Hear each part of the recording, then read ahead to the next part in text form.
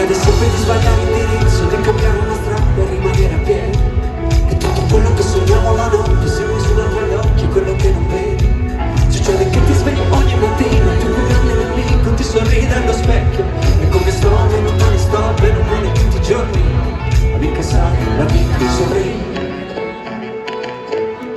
I piedi come Muhammad Ali. Siamo tutti